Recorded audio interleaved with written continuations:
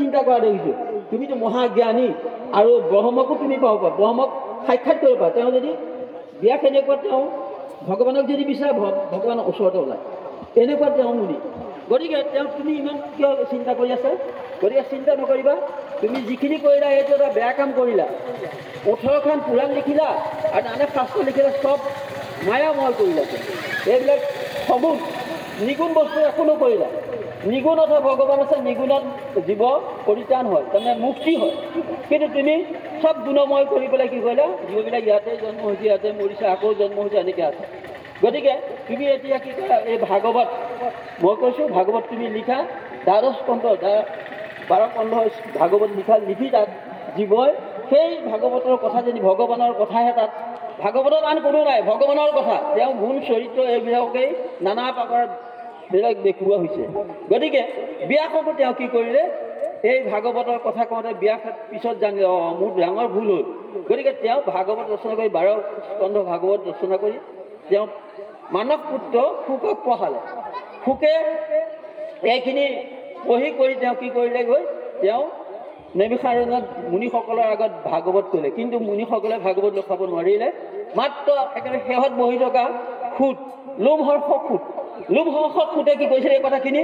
তেওঁ ক'ব পাৰিছিল তেওঁ ব্যাসে জানিছিল যে তেওঁ জানিব তেওঁক আঙুলিয়াই দিলে আঙুলিয়াই দিয়াৰ লগে লগে ব্যাসৰ যিখিনি শক্তি সেই খুঁটলৈ গুচি গ'ল আৰু খুঁটে তেতিয়া ক'লে আপুনি যদি মোক অনুমতি দিয়ে মই ক'ব পাৰিম ভাগৱত কিন্তু 60 সহস্ৰ ঋষি মুনিয়ে নুবুজিলে কিন্তু ভাগৱতৰ তত্ত্ব বুজাটো ইমান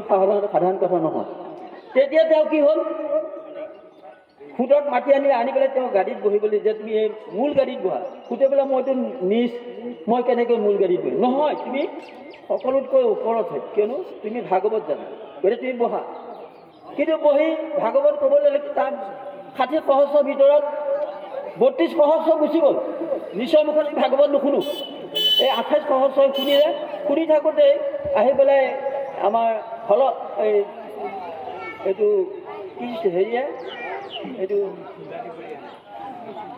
হলধৰ অৰ্থাৎ শ্ৰীকৃষ্ণৰ ককাই তেওঁ উপনীত হ'লগৈ তেতিয়া চববিলাক উঠিল কিন্তু সুত নুঠিল মূল গাড়ীত থকাৰ কাৰণে নুঠিল তেতিয়া তেওঁক কি কৰিলে তেওঁৰ হেৰিয়াৰ অস্ত্ৰৰ সৈতে প্ৰহাৰ কৰি তেওঁক তাতে মাৰিলে কৃষ্ণই যেনিবা তেওঁক ধৰি ৰাখিলে কিন্তু মুনিসকলে তেতিয়া ভাগৱত এতিয়া ক'ৰ পৰা শুনিব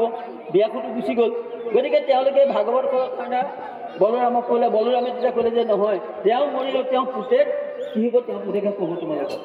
তেওঁ পুতেকে হ'ল উগ্ৰচুবাস পুতেক কি কৰিলে এই ভাগৱত হেৰিয়াৰ প্ৰথমতে